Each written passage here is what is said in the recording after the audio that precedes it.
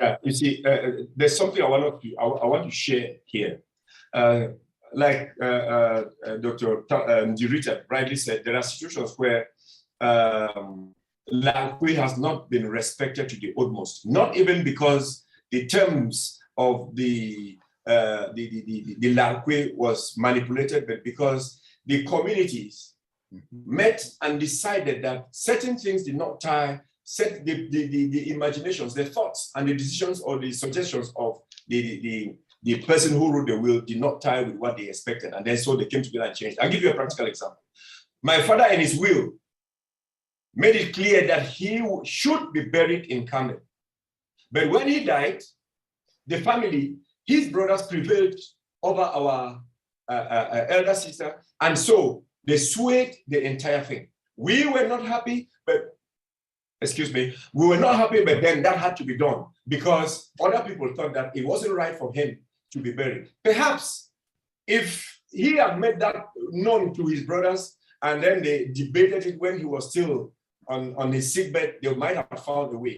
Personally, I still feel the pain of having had my father buried away from us where we don't have access to his tomb at any time. So this ties with what Richard just said, that there are moments when the community gets together and then tries to reverse, not necessarily because the terms of the will have been manipulated, but because they think that they should have it their own way.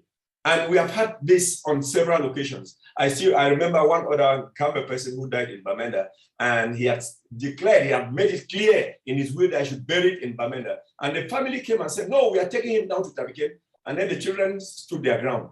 Well, for our own, we're not able to stand our ground, regrettably. But this is to say, we have some of these, the dynamics. Sometimes, like I said, every situation of every household, they are determined by the sensibilities. So it's sometimes very difficult to see where the exact terms of the will must be respected and when they may not entirely be respected. No, okay. Please, Thanks. I would like to say something. That's why you see there is what they call hierarchy of norms.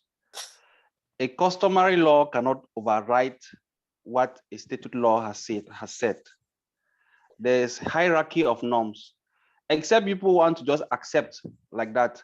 But if somebody stands and says, okay, we must respect this because this is what the person said, they'll now look at the hierarchy of norms and put their customary issues aside and say, no, this is what we have to follow. Can I add something to this? Yes, go ahead. Yeah, just an experience as well. When my father was very sick, I had to just talk to him, as my elder brother said, right? So we discussed detailing. I wanted not to go into these difficulties. So when I arrived home, as Dr. Donato was saying, in my own case, the members of the family also were not in accordance with what he proposed. I didn't care. I said, okay, if that be the case, if all of us will accept as from today that a will in our family doesn't count, then I have no problem. This is what he said. He proposed this one. But if you are against it, then let's put in a written form that as from today, any other will doesn't count. Everybody had to run away and say, okay, let's allow because That's right. I said, okay, no problem. I was extremely angry. I said, how can I get out of this? I said, no problem. So no matter what you deserve, you tell your children or you write, as from today, it doesn't count. All of us who are seated, let's sign it. So that when you pass away, anybody who decides what to be done. At the end, they had to say, okay, let's respect what he said. Just to share with you some experiences. Thank you. Yeah, thanks very much. So Tasha, Nelson, and Yaje, over to you. Apparently, there are a series of questions, and if there is any contribution from the floor, yes, you can always can I just add yes, certainly. Yeah. One last thing on this point, please. I don't know how it is with us individually, but we are all spread all over the world, and we come in touch with different experiences. One of them being cremation. And we look at the costs of taking our bodies back home. Regardless of the value and significance. I don't know whether this is a discussion that can be had and whether it can be had in this context, because what if I decide tomorrow that as a reasonable person and mindful of all my circumstances, I would rather have that little cup taken home than go through the experience of rallying $20, $25, $30,000 to be repatriated. This is a very touchy issue, but it's something that I think people are talking about. I don't know whether it's right for this forum, but what do we think? Can I come in there? Can I? Yeah, Can I go step ahead, in Barrister. at this point? Yeah, go ahead. I think time for me. Ike wanted just to respond to that for 1 minute or something. Yeah, time for me. Ike, go ahead, please. Thanks. Yeah, just to respond to what Mr. Tawe is saying, it is a very sensitive issue, and it has come up several times in discussions as we are in the diaspora, given the circumstances that we face. Yes, culturally, we also have a way of transferring every death back home. Whether you're cremated or whether you're buried, it is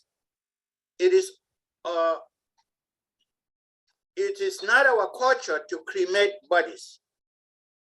But if it comes to the point where somebody is cremated, there is also an allowance of a way to transfer death back home, even if you are cremated. If that happens, that will still be fine. I think that is the last thing we can do in that kind of situation where, oh, my husband said he is supposed to be cremated, and we are in the United States and we're following laws here. And so he is cremated already because of the fact that he already laid it down.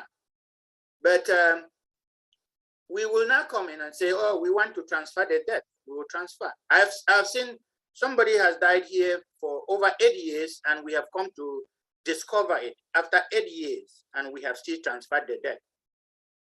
So we can still accommodate that transfer, though it is uncultural. So we can still transfer. And it will still work, because when we do the transfer, there are certain rituals we will do. And when we take it and get home, there are rituals we will do, and it will be accepted by our ancestors. I think it will not have any problem, since we will do it right. Yeah, probably the only unfortunate thing would be that they would find it absurd that their son or daughter was cremated. That's the problem. Yeah, I think it's a pretty difficult issue. You see, like Ike said, it's not part of our reflection, it's not part of our culture, it's not part of our thought pattern.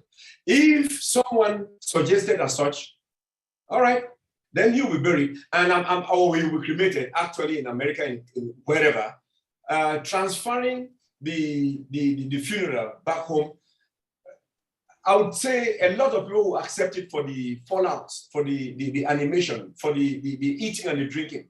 And they actually would not bother, because now where we would definitely have issues is if you bring the cup and then you want it to be given the same kind of treatment. In our culture, there would be serious conflicts because nobody understands that kind of thing. It's easier for us to accommodate the drinking and the eating than to accommodate burying a cup as the remains of someone. So in fact, these are the pros and cons of adaptations and of, if we try to go with the flow.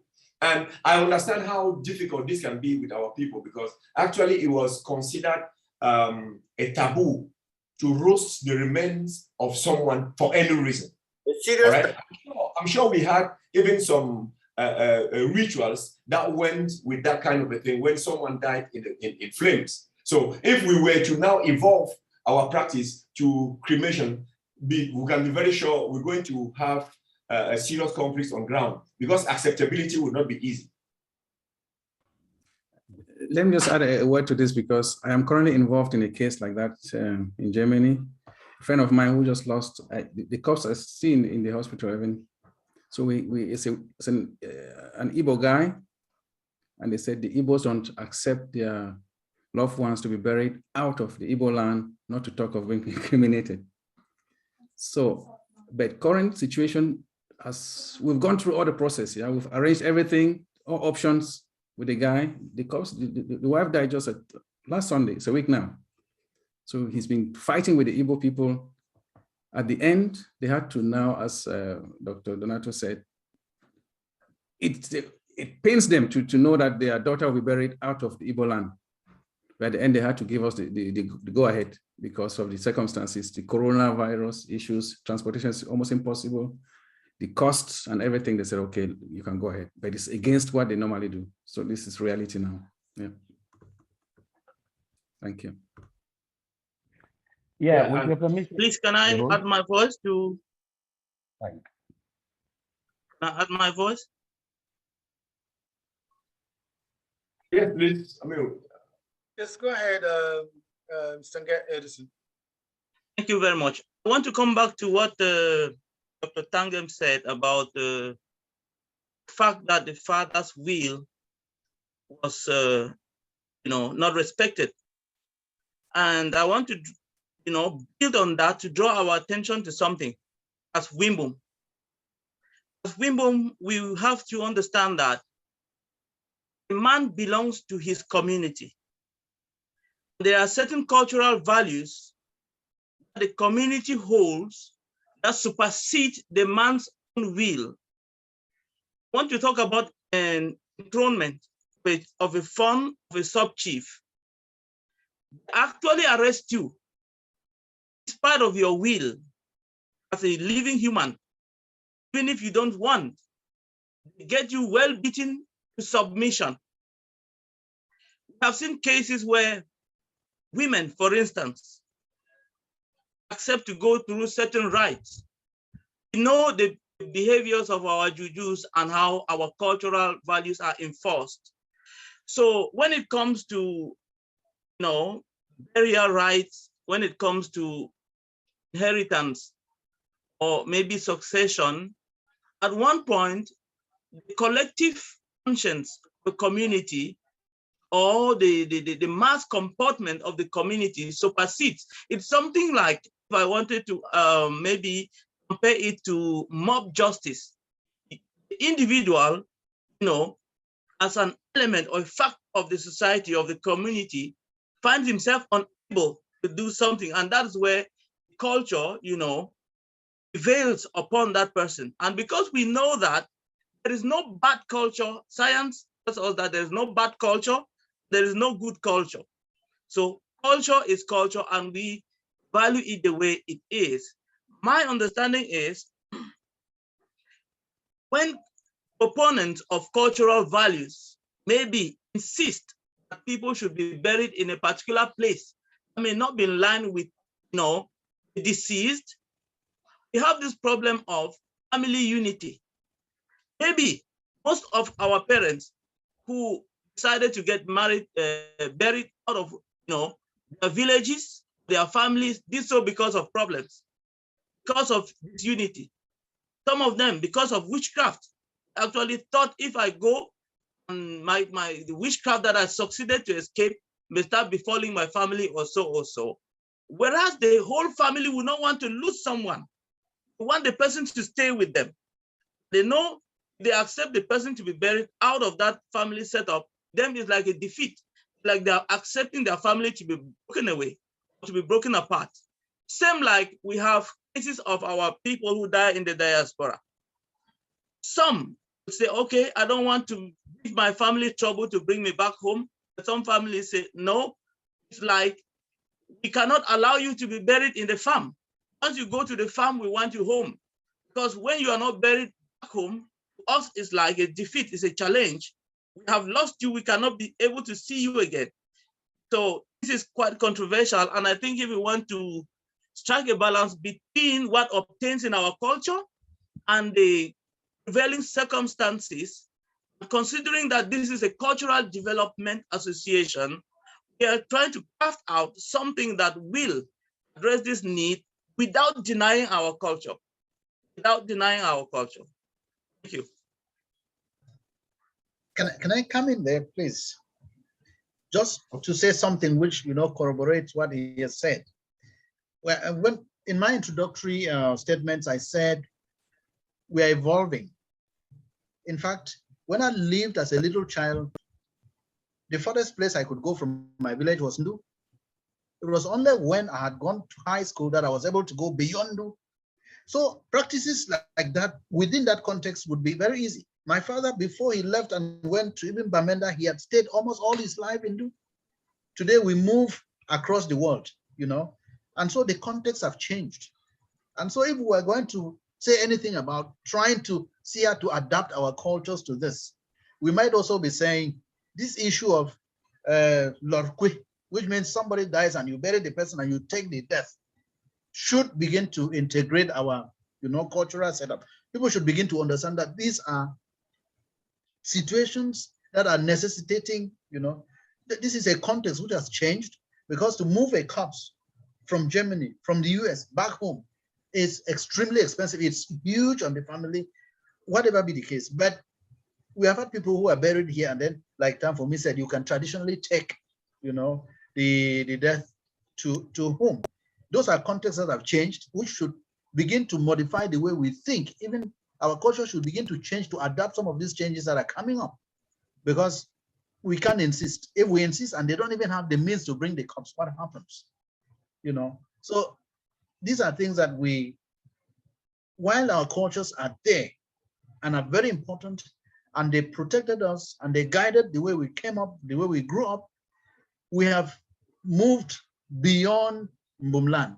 We've gone further than Mbumland. We've met other cultures. We've met other experiences. Should these things also not make us to look at a world differently? Should we continue to insist that maybe corpses should be brought home when we know how far they are from home, when we know the challenges people face, and so on? Those are the little items that I think should be subject to reflection when we're thinking about, some of these specific aspects like burying of people. Today, we are compelled to, even in Cameroon, to bury people in Yaoundé, in Bamenda, when they should be carried home because of a certain context. What happens to tradition in that situation? Where has the tradition gone to if we want to say we must insist to take them to the village? Not to talk of those who are in Europe. We have people who are, buried in Boya, buried in Bamenda, buried even in Kumbu, because they cannot get to the village because of the context. So context plays a great role in modifying, in shaping, and in adjusting our behavior patterns, and their culture should not be static. Let me just iron that out so that we understand that even if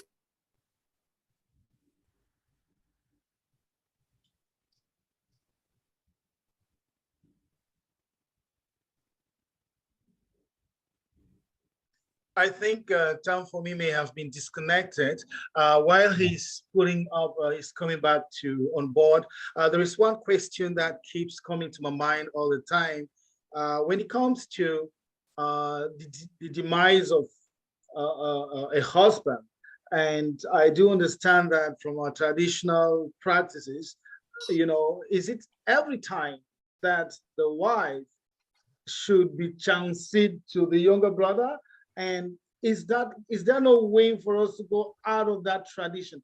It's something which is already archaic, and you just said, Dr. Ndi just said that the world is evolving. And so should we keep such malpractice, non-malpractice, those elements of our culture still like in a conservative manner, or is there a way we can liberate these women? I take the example of a woman who is married for about 15 years, maybe 10 to 15 years, and they've had grown-up children and things like that. Now, when the husband dies, sometimes the little brothers are even very happy to know that, they're even like arguing. Sometimes I'm the one who shall see how the one who shall see. Is there a pattern to say this is a specific person that will chance see this woman, can they not move out of that practice? That's my question. Can I try to talk before you come in, Prof? Let me just say, I tried to answer that question at some point by saying that there is need to empower our women. That is important because that structure was put in place because it was felt that the family would cater for the needs of the wife, who is now vulnerable because the husband is not there. But then if we get into empowering our women, they might not so much depend on that family's support to live. They might live on their own earnings.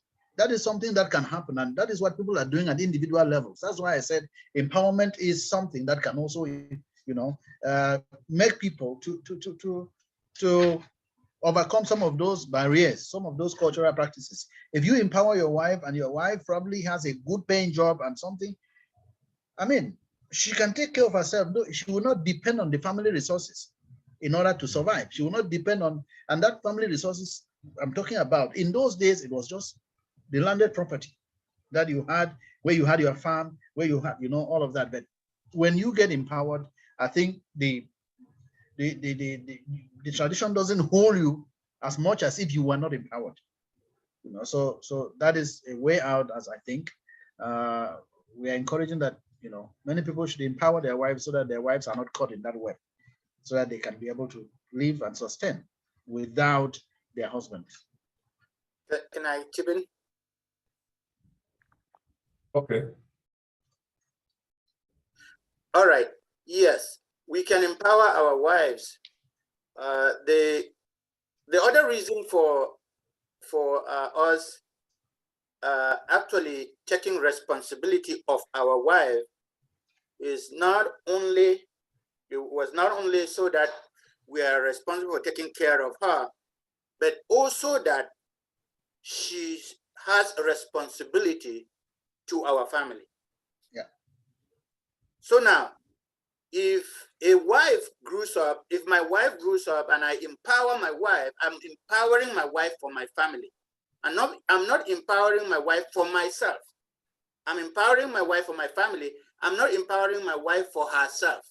I'm empowering my wife for herself and my family. Now, when the wife is empowered and the wife is able to take care of herself, it means that she should be able to take care of the family too. Mm-hmm. Okay, not only her children, because that is a big problem. Not only her children, but she should be able to take care of all the entire family, just the way I, the husband, was trying to do.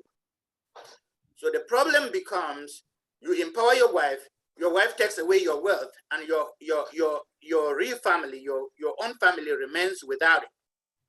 That's the bigger problem. Mm-hmm. So what we do is this: if a wife knows, if your wife knows that yes, she is married to this family, she will cooperate. It's not even about a sexual takeover. It's about the fact that the family is a unit. The family is together and must remain together and help each other, mutual support. So if your wife is understanding, your wife will say, okay, I'm able to take care of myself because my husband made me be able to take care of myself. Therefore, I will also take care of myself and the entire family. There will be no conflict. There will be no problem having our wife taking care of us. There will be no problem. But the problem is this Western worm that has come in and has derailed the minds of our wives to the extent that they want to be individuals and not be part of community.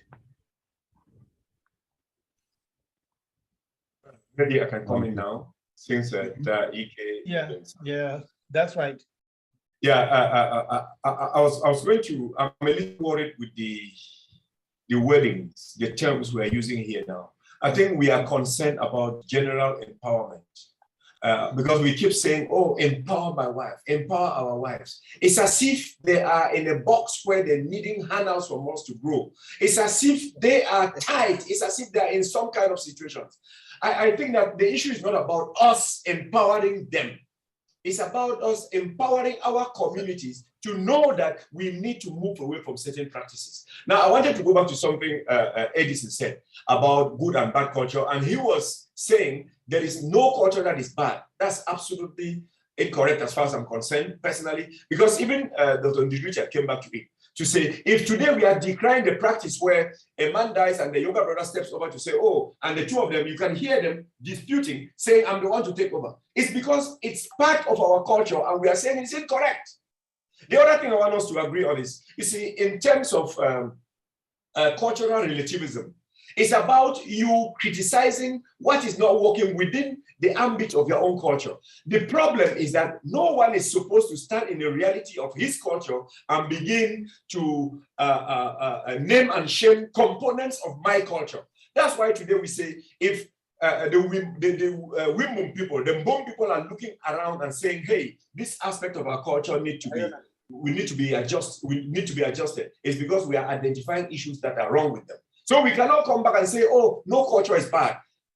Therefore, we know breast ironing is a bad culture. It's a practice that impinges on human rights. What you call female genital mutilation is a bad culture. Just like transferring the wife of a dead person to his younger brother, who may not have grown up with the same kind of mindset, with the same kind of education, and has not been taking care of him of himself in terms of, you know, a sexually disciplined person. Now he will go and transfer all that mess into the wife of a diligent and an upright man, only because the woman has found herself in a place. That would be absolutely incorrect. Now, the other thing I wanted to talk about is, you see, the question of transferring funerals. I think that's a normal practice with us, because I remember I brought this up in certain settings, and some elderly persons told me, we have our full right to transfer. We may not exhume the remains of my father and take him to Kambe, but there are traditional practices. There's a procedure by which to relocate, and now we can begin we can create a space that we know is his tomb, and then we begin to honor him there, and then do what we have to do. This is actually disastrous, because you see, like we have been saying, when the community, and I think Edison talked about it, when the community prevails and changes somebody's will, and if you look at it carefully, it would appear some people do some of the material gains by having to host to bury somebody in a particular area. Now there are a lot of material fallouts, and a lot of people sometimes are forced or are obliged by those to begin to now say, no, let's insist to have this man buried here. I know situations where one of my colleagues in the university died, and then they took him to the Western region, and the people say, hey, we don't know this guy here.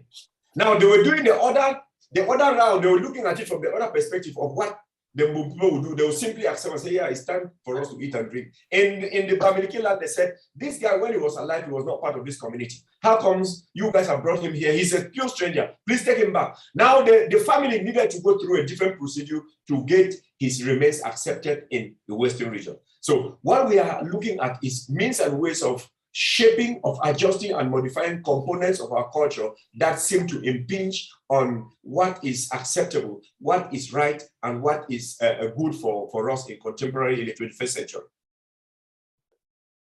Yeah, thank you so much, Dr. Tange. I like that fact as well. But again, this brings to light the place of the woman who apparently in our culture is basically and fundamentally submissive.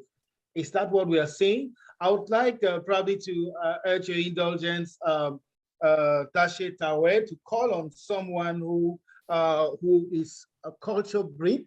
I want to call him that way. But I will also ask the original tribesman to be brief, because I know he's a great orator, but he speaks, sometimes he may go kilometers. So tribesman, we give you 3 minutes, and I will make sure that after that, I will try to see if we can catch a shot. Tribesman, go ahead. Thank you. Okay, thank you very much, my brother. My name is Mbum. I go by the title of original tribesman. So what I just wanted to add to add with the conversation, moving from what happens after the husband has passed away, we still have the culture that when the husband dies, the husband's property belongs to the family, not to the wife and that kind of thing, and children. I think that it still exists. How are we dealing with that, or should we deal with that or not? Because there have been cases where the husband has died and the woman has been kicked out of the house that they built, or that kind of thing, and taken over by brothers or sisters and that kind of thing. That thing is still existing, and do we need to have a look at that? Thank you very much. Yeah, anyone can come in, not necessarily. I think I see Mr. Ndi Humphrey. Do you have anything to say in that respect, Mr. Humphrey? Ndi? Dr. Humphrey, please. Oh, Dr. Humphrey, my apologies. Professor. I know. There's no problem. Yes, go ahead. There's no professor in Mbum land. There's no doctor. Yes, go ahead, please. Thank you very much for giving me space to say one or two things about what I've been hearing so far. From the last contribution. Not very audible, please. Your volume. Yeah, your sound is poor. I'm trying to say that from the, I'll say a couple of things, but very briefly. Can you get me? Yes. Yeah. Thank you. Like what has come in from the original tribesman, if I can chip in something there, I think that there has been a wave of in the formalization of many marriages now back home, where people try to protect their marriages by signing a marriage certificate. And I think that it can protect a wife, because in all of what we have been saying here, I think that we should think globally. By globally, I don't mean we should think across the world, but I mean we should think out of Mbum land, because like what is going on now, I don't think there are many of us participating in this who are actually in Mbum land. And then to do a forecast, think of our children who've had outside. Have we ever stopped to wonder whether all of these things that we cherish and we want to protect, that they even are interested in?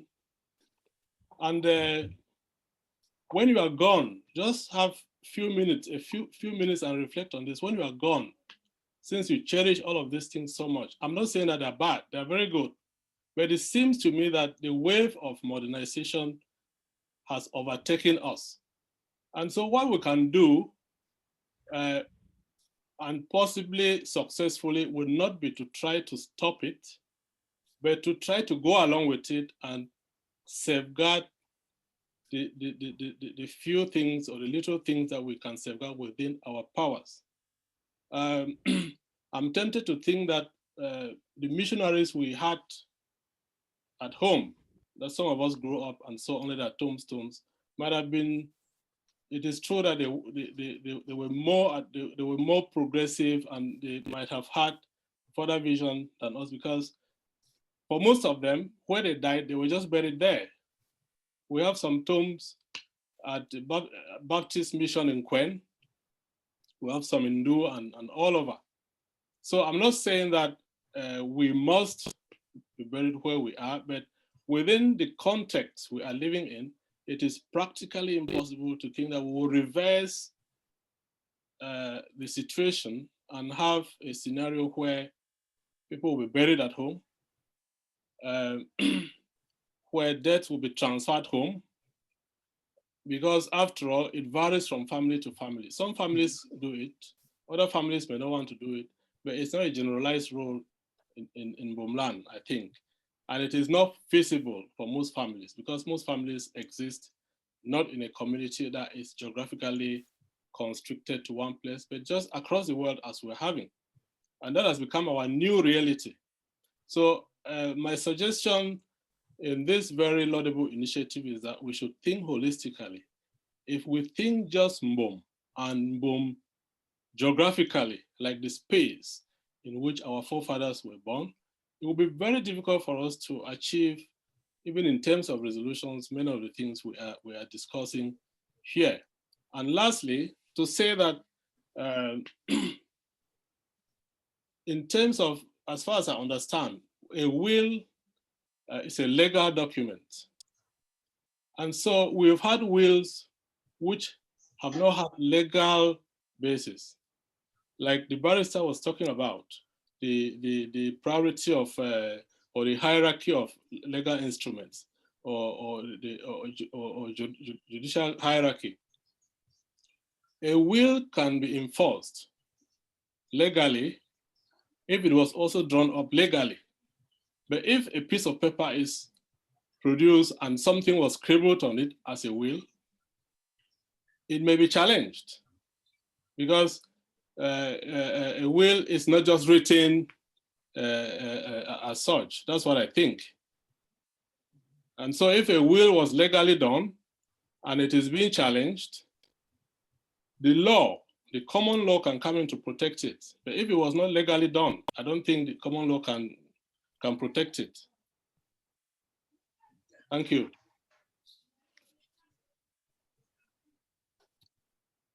Thank you, I'm done for now. Yeah, thanks. Yeah, thanks very much, Dr. Ndi. So definitely we may be having some contributions. Is Yaje around with questions? I do understand that a couple of that series of questions which are unanswered yet. So if Tashi, Nelson, and Yaje can coordinate that, we may be able to take a couple of questions, and we just still, yeah. Otherwise, if there is any other contribution from our great participants, yes, you can always come in.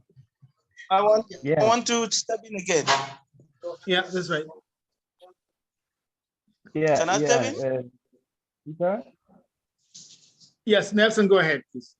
Yes. I think that we've heard from just one lady ever since we began, and I think if I'm not mistaken, Annie should be a lady, and she's on board. So maybe we want to listen to her. She has a few concerns. She talks about people shying away from carrying on developmental projects at home, and she talks about where she just appreciates the proposal by Dr. Ndi Richard on follow-up of upholding our cultural values. Maybe Annie, you want to talk about Susie Key. I don't know. Susie Key is the one who mentioned those. You want to talk about that, please? Susie Key, yes, is actually. You want me to just go on, Susie. Okay, thank you so much. Yeah, Mbum. Yeah, I was going to say, following all the discussion that is going on, I've seen many countries being developed just because people value their land and they want to go back and do things. But from what we're discussing tonight, it's true that it's a culture. So my question is that not a factor or a reason why people will not do development back in the villages? If, for example, we decided to build a house in our village because we think we want to bring development, and it happens that my husband passes and then I go back to, or my kids go to inherit, and they tell them, no, you weren't living here, you are a citizen in another country, so you don't have a right to this property. So I'm thinking that is one of the reasons why many people may shy away from building back home or from doing things to develop their community. So that is the one point I wanted us to look at. I don't know if it's a question to be answered now or something we may want to start thinking about concerning the redefinition of whatever cultural inheritance is all about. The one other thing I wanted to talk about is that concerning burial, I think I'm proposing that we can take it to another discussion, another time where we would be able to bring different scenarios, because I'm looking at it from two perspectives. The Mbum man who has lived maybe almost all of their lives in the diaspora, maybe for 40 or 50 years, basically have little or nothing to do with the country or with the village.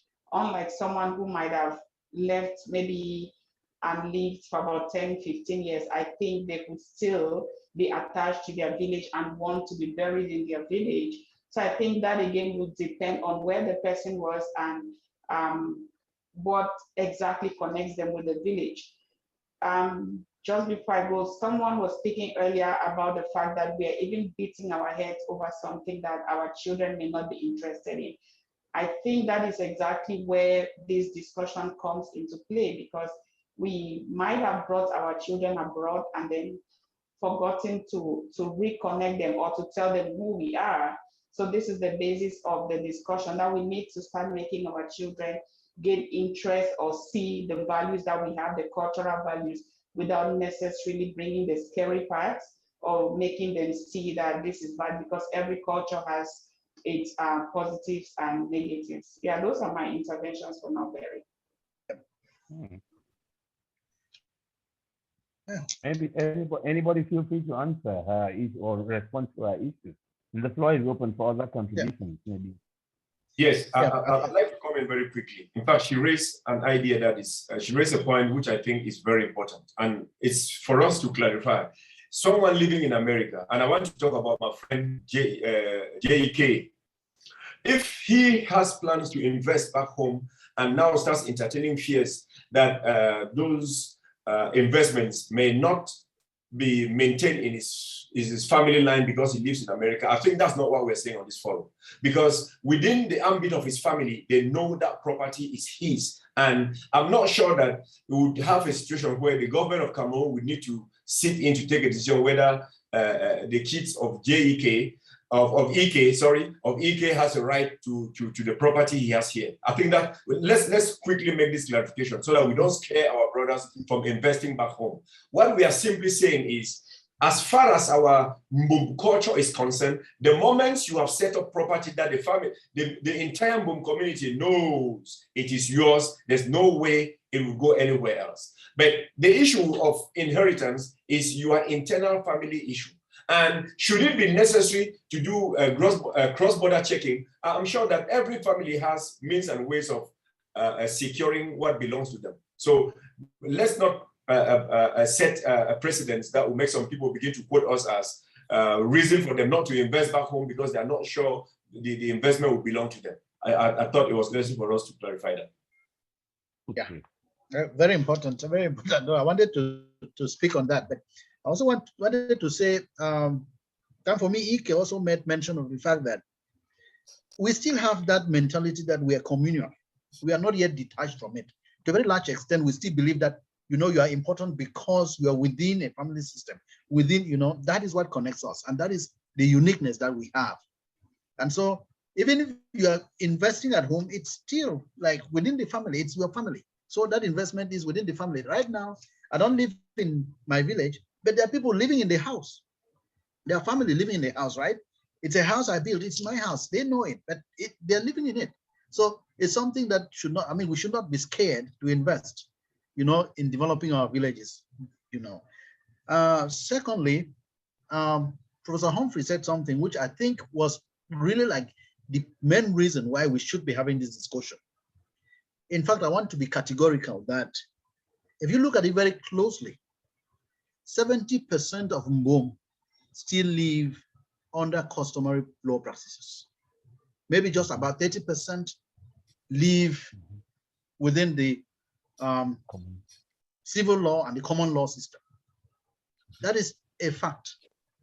Changes should begin to come because we are embracing the West. We are embracing Western culture with Western concept, with Western ways of doing things. Some of these things, we need to sit and look at them. We have embraced the world has become a global village. You live far apart, like we are living very far from each other, yet we are able to talk as a family on this medium. I think those are things that we need to think about. Should we continue to maintain some particular practices?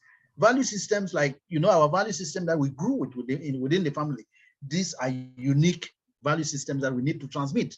We need for our people, for our children to know that hard work pays. We need for them to know that, they have to be honest and all of that. Those are values we transmit. And that is what is built within the family. So we cannot lose track of that. In spite of the fact that we're living in a global world, we cannot lose track of those things. Those are things that make us unique as a people. But we also have other aspects that, you know, we need to look at again, because we're living in a global community, in a global world, and things have changed. Contexts have evolved. We are no longer just living on, you know, farm work. We are now having situations where people have to title their lands. Individuals have to go get titles for their land. So some are trying to grab community lands for private purposes. We have all of those things coming in. So how do we manage this transition from our traditional customs, some of those practices that, I mean, we should reflect upon? How do we manage it, and without creating a gap where people would, you know, without creating a gap which will put people into trouble? That's the discussion. I think that's if we're furthering with this, that should be what we should be thinking about. How do we harmonize? Not even harmonize. How do we get aspects of all the cultures that we are embracing now to get something which will permit us live in the world comfortably, but also be part and parcel of our, you know, systems, our culture, so that we are not completely out of our culture, but we are able to live the two systems. I want to quote, in history, we know that somebody who was able to blend these two very much was Jomo Kenyatta, who could stand his grounds in London and, you know, speak in the Queen's language, and then come to Kenya and speak in the language that the people understood, behave the way the people understood. So we need to, you know, see how to, you know, check out what is unnecessary, keep what is necessary to permit us function, not longer within just Donga Mantu, no longer within just Mbum land, but in a global setting like this one in which we are found today. Yeah, thanks so much. Thanks so much. Just before Dr. Tangem comes in, I do have someone who used to let me know he has a series of thoughts about what inheritance is all about in the Mbum land. I think about Mr. Nganji Edwin. Some time ago, we're talking and was like asking a series of questions, which I think this might be a great forum to have his contributions or questions. Yes, Eddie, you have the floor. Thank you. Just thereafter, we'll have Dr. Tangi. All right, thank you so much. I think I've been following the conversations. They are very interesting. And I cannot say that I understand a lot of things that have been said, because lots of it is new to me. I'm learning a lot on this forum. And earlier again, just to return that good gesture from my big brother, Nelson, I send back the salute, and like to every other person here. But I think we have very, very good conversation going on. But my question is, how do we move to, you know, the next level, which is getting the broader Mbum community, you know, to reason with us? Because at the end of it all, if this does not move the needle, then we are still stuck in the same place, and we might still have to have this conversation again, you know, in another place. I know suggestions have been made as not just limiting empowerment of women, but also, you know, in different, you know, fora, we are able to, you know, bring up these conversations, especially as if the need arise. But I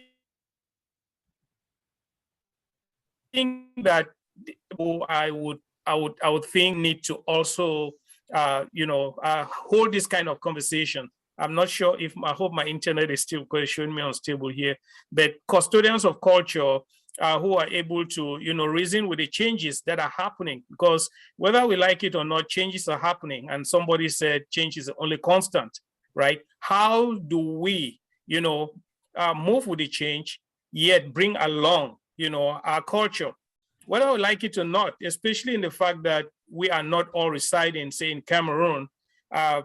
We are raising kids. These kids are being taught, you know, different cultures as well. And it's difficult for them to be able to stick to just that which I teach them. They, you know, the culture is also in the community in which they go to school, you know, and different things are happening in that context. So how do we, for the greater good of the Mbum community, still bring along our culture, but being cognizant of the fact that, there is change that is happening, and that if we don't find a way of blending our culture and those changes, then we would meet a roadblock at some point. But again, overall, I just want to say I've enjoyed myself in the communication and interventions of various speakers. And I just want to see how can we make, the needle move. Thank you so much. Can I just respond quickly to Eddie, please? Just quickly. Yeah, go ahead. He asked a very interesting question, and for many, many years, I have thought about this thing, and I don't really know if it's an issue for some of us too. Societies are generally and mostly driven by politicians. Yes. But I believe that it is possible to bypass politicians or to bypass politics and to be apolitical and yet achieve something. Because I think that's what Eddie is challenging us to think about. How do we do some of these things without getting entangled?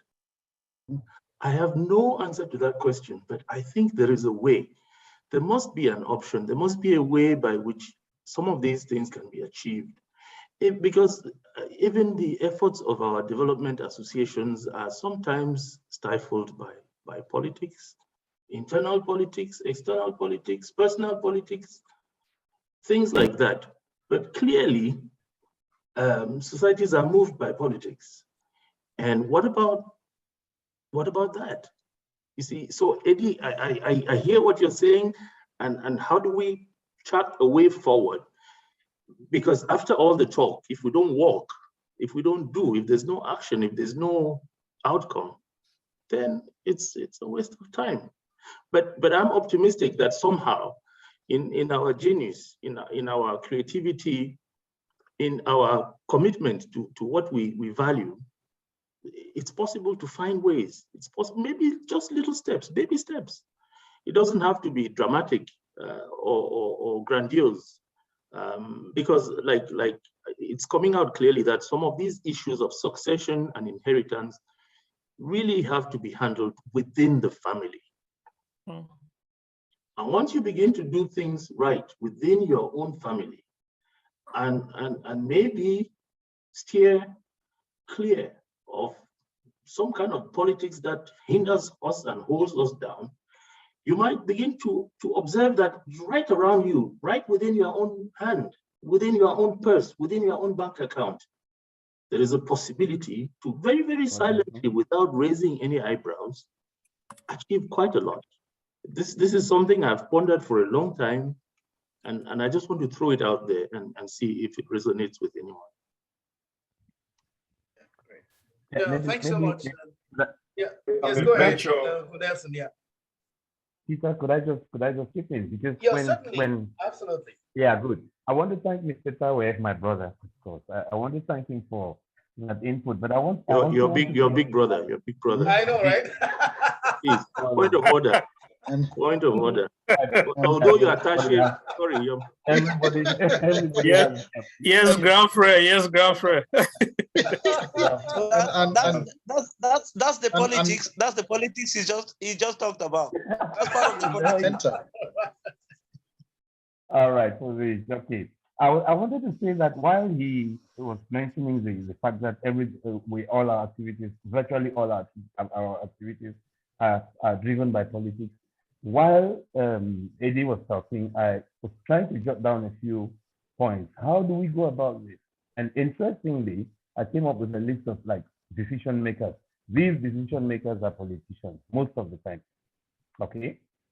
I looked at influencers. Most of the influencers in our society are politicians. When I look at our mother organizations like Wikuda National and things like that, they're driven by people who have interest in politics.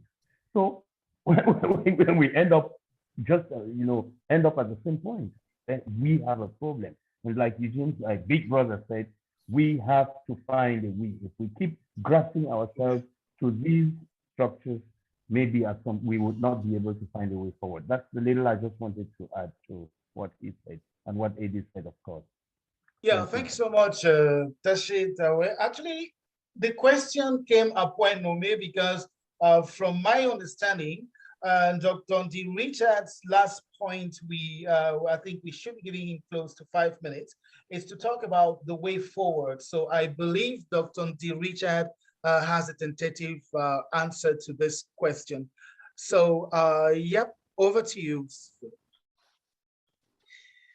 I don't really have an answer per se. I was just I think we just look at scenarios. What are best scenarios for us, as we move ahead?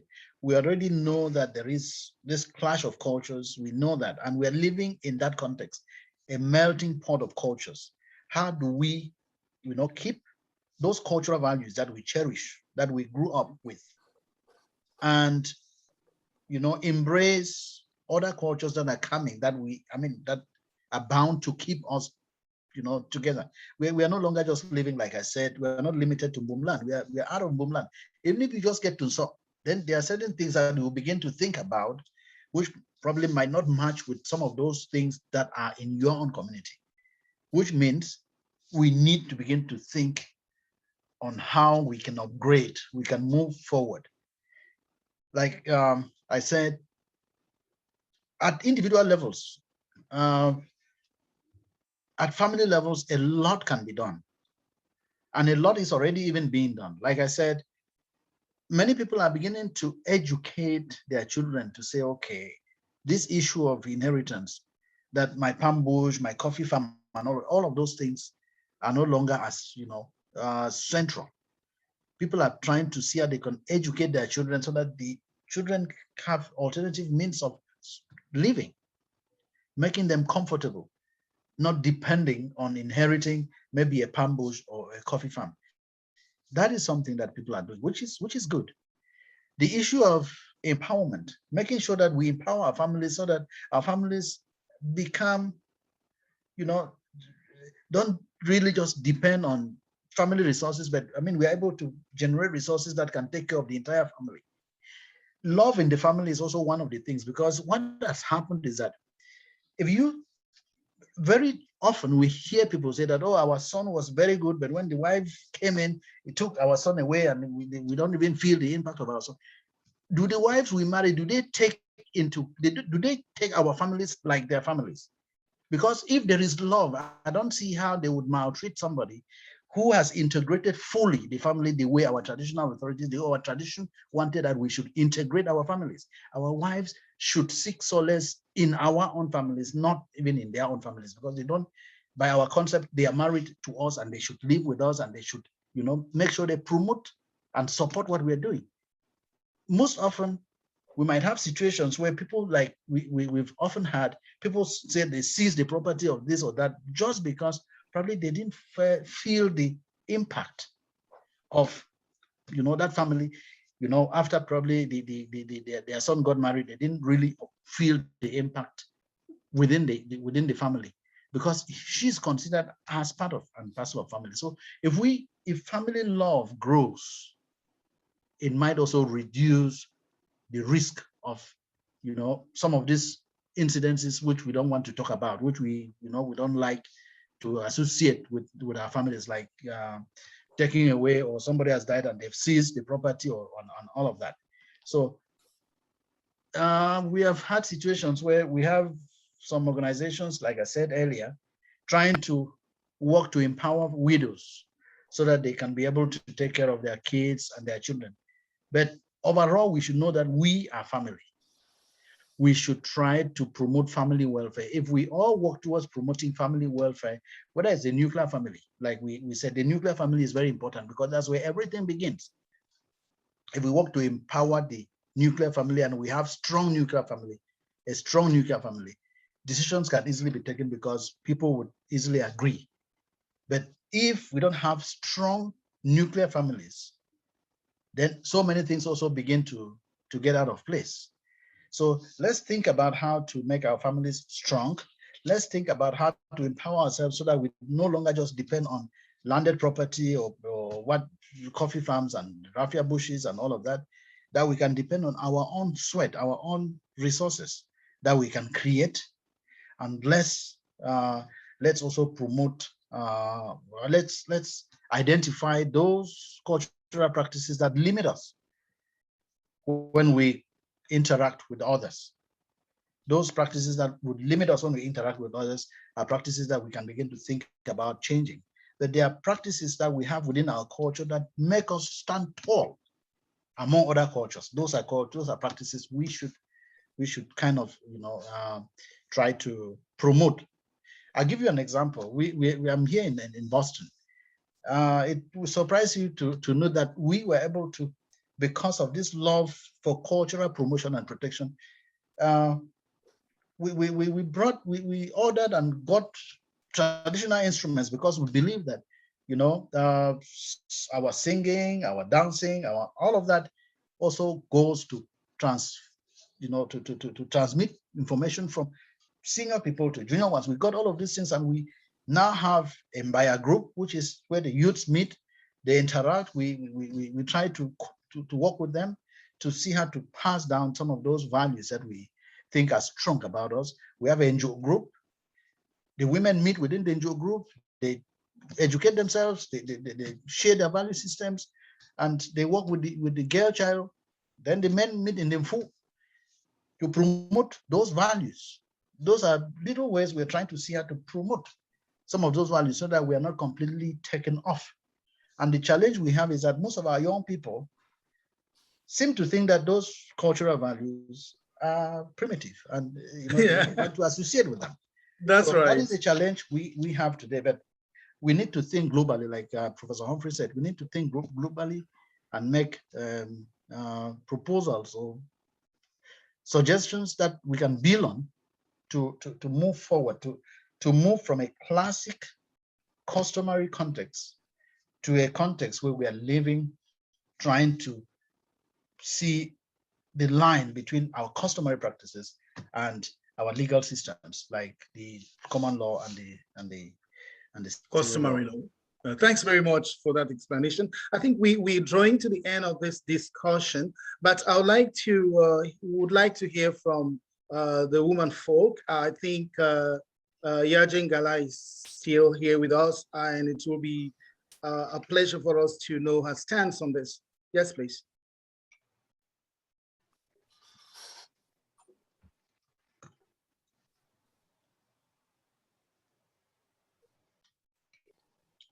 Yes, hello, is Yajin Gala on board still? I guess so. She's but on mute, so I'm not sure. Okay, she's on right now, I think. All right, perfect. All right, perfect. Yes, go ahead. All right. Yeah, thank you so much. I'm out of the house with a lot of internet issues. That's why you've not been hearing from me. It's in and out. Yes, please, when I get to a safe place, I can be able to talk. Thank you. All right, perfect. Thanks so much.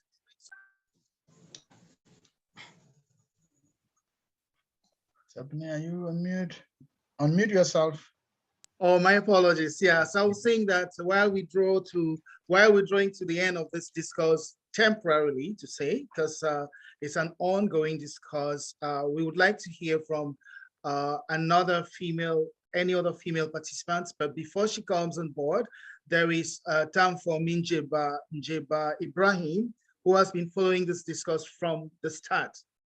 Please, can you tell us what you think about what has been going on this afternoon or this evening concerning inheritance and succession? Yes, time for Njeba.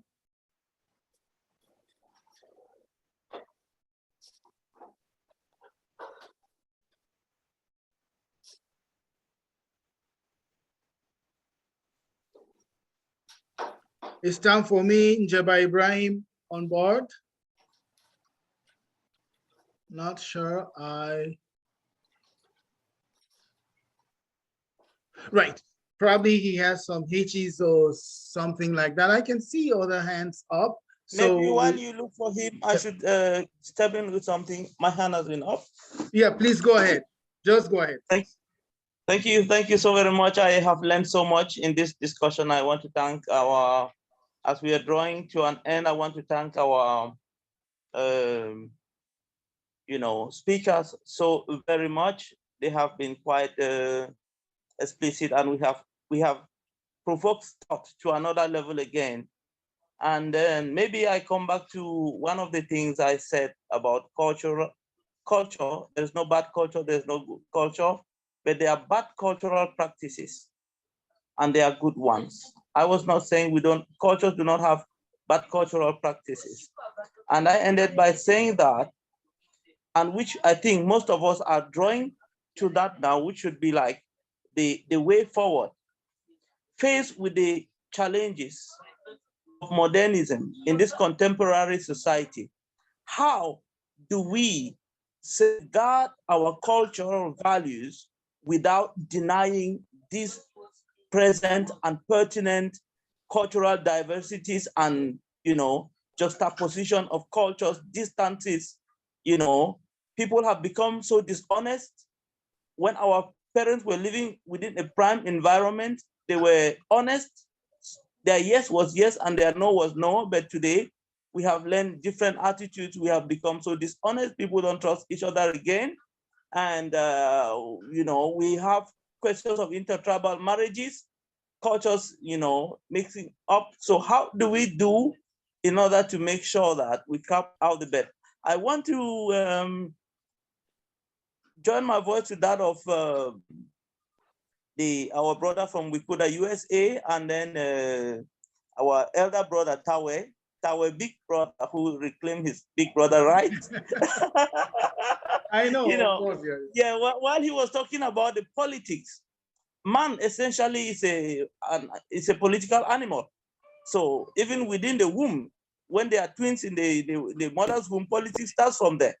So we just have to see how to circumscribe our own politics in order to, pave our way to get our own ideas, which we think are good, and to put them on the, front stage that will profit masses. And when the masses are there, we must have made a bold step. We are talking under the auspices of the Wikuda, which means we do not want to bypass these institutions, but I think that Wikuda Canada is doing something great already, which means not only recording, but if we could have some concrete recommendations. Already there's a funds union being put in place, which means those are the voices of our cultural values. If we make these recommendations as Wikuda to our funds, and our funds integrate and interiorize them, those, some of those things can be binding on us, because there are certain things as subjects that we cannot do. Because when you do as a subject, you are afraid that the norm, you will be a victim of the norm, of the cultural norm. And our funds are the custodians of these norms. Therefore, if we think that we have seen a wider scope of the world and a bigger chunk of the world, we can come back with ideas and tell our funds that this is what we think, and we can always integrate all of these things that we have discussed into our cultural values and forge a better society for the Mbum community. Very takila, very wese. Very seen.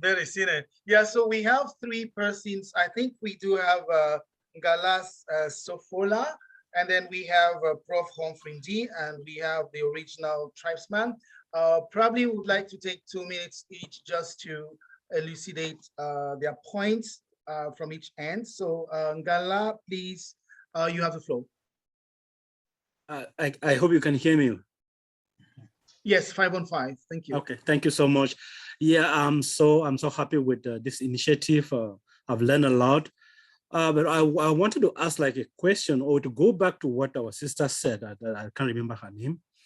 I want to say that we should handle that what she said with cares. It's not about discouraging people from investing back home. It's about knowing what to do and how to protect property and protect our family.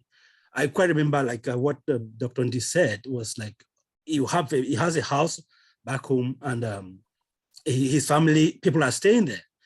But let's take it, because I quite remember also what Barrister Tamfo Richard said. I want him to come back and do some clarity on it. because he said you cannot be fighting inheritance while be a citizen of another country. So if I heard it well, so we should, like, it's not about, I mean, we need to know what we can encounter so that we can know how to protect the family. What happens if Dr. Ndi dies and then the wife goes back and they say, no, they know that clause that maybe he cannot fight because he's a US citizen, and then they refuse coming out of the house, or they are so comfortable they don't want to hand or they don't want her to stay there. So we should look at that too. I mean, we need some clarity there to know what to do and in what circumstances. Thank you so much. Yeah, thank you so much. So just before we go to get maybe the intervention of Barrister Tamfu, I would like to call on the original tribesman to just in a couple of minutes, maybe view his point of view, or maybe a question he has. Yes, tribesman, go ahead, please. Yeah, okay, thank you very much, brother. I'm not sure. So we've brought up points and we've had discussions about them. The directions have been given. We can, like the point that I brought up, we can write a will and that kind of thing. We are not coming out with conclusions. I'm not saying we can come out with conclusions for further discussions anyway that may come. But we have to first of all agree that these practices happen, that somebody dies and the wife and the children are left with nothing because the family comes in. If that is what you wanted me to come back to, but we are not giving directions. How are we going to move on from now? We must accept that these practices happen, that it does happen, and we are not saying that we're trying to. Our women are sort of not in a box or that kind of thing, because culturally we are a patriarchal system. We have a patriarchal system, so therefore we need to evolve and come up. So I'm looking forward to seeing what the solutions for those arguments are, and how we can move forward without having to get into a lot of, because the customary courts in Cameroon does tolerate that practice too. So I was just hoping that we can in the future get some direction of what we're going to do and where we move from there. Thank you so much. Thank you very much, original tribesman. Again, this is just the inception of ideas that will enable us to do carry out more research on this, and certainly papers will be written sooner or later for several of us who have the privilege, who've had the privilege to learn and to carry out further investigations and research on this specific topic. So again, thank you for your contributions. I'm sure, very sure that we have able persons, participating in this talk, and certainly they will. We will find out solutions sooner or later that will come up, from the participants or from the Mbum land. So we do have Prof. Humphrey. Yeah, you had something to say. Thank you, Chairperson. I have something briefly to say on this issue of investment at home and the way forward to protecting them. And I will use a short example for an experience I had, which goes that normally we think we come from villages, we were born in villages and we grew up in family land. But then we have to take note of the fact that our administration, the chieftaincy law in Cameroon, the chieftaincy law of 1977 or so, marries tradition and modern administration. So because in that chieftaincy law, the local administrator works with the chiefs or the fonds, or it is said the fonds are the auxiliaries of the administration. It's 4 o'clock. So what I'm trying to say is that if you have land, even if it is in your village, you have to endeavor to own it by registration. My father-in-law, who comes from Bamenda, almost lost his piece of land because when he did this confession to me, he said he thought, having been born and grown and raised on this land, he didn't think that he had to register it until he was almost losing it. And he registered his land when he was 80 years old. So one of the ways you can protect your investments is by actually owning the land. Saying that this land is your family land doesn't mean you own it.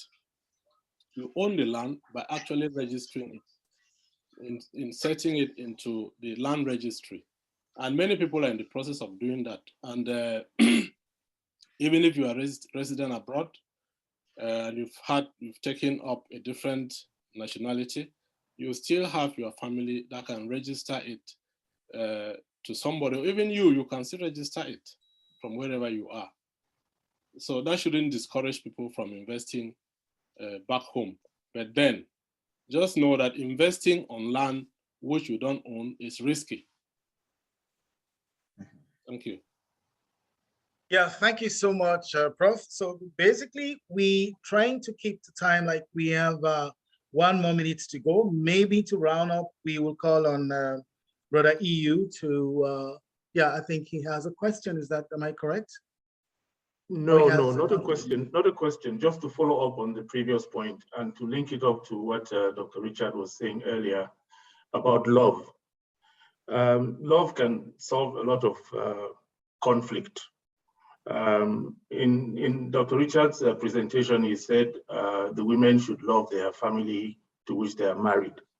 I think there is also an onus on the families to which these women get married to love their wives. And this, to me, is one of the channels that can answer Mr. Ngala Shofola's question. Yeah. Because everything that you handle through love somehow can always bring about a positive remedy. And maybe we would want to suggest that instead of thinking about it as love, we could also think about these things as good relationships. Yep. You don't necessarily have to love somebody to have a good relationship with them. So I think if we begin to develop good relationships with our families, our extended families, then we will be able to find those solutions that can make it possible for some of these issues to be addressed, either through the family head, who is the immediate fund of the family, or you can escalate to other levels of traditional authority. Thank you very much. Thank you so much, Brother EU. So I think that everything considered, we we've drawn to the end of this discourse, and I would like us to unmute and give a hand of applause to all the speakers and all participants for tonight.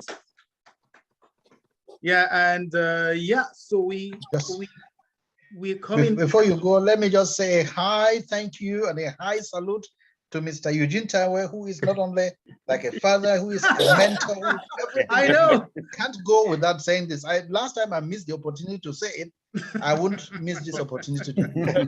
Yeah, he's to everybody like that. We don't want to get into personal. He's to everyone like that. So yeah, so we say, yeah, I know. So thank you again. We thank the Wikuda president from Germany, I guess from the UK as well, and all those who participated from the US, from Cameroon. We thank all the participants. And we're looking forward for another discourse, perhaps in the next 60 days, or probably by February. We should be having another thrilling topic, which will be something we would like to contribute as well. So again, once more, we say thank you. The team says thank you for coming, for participating, and may God bless you all. Bye-bye. Ciao, ciao. Thank you. Thank you. Bye-bye. Bye. Thank you.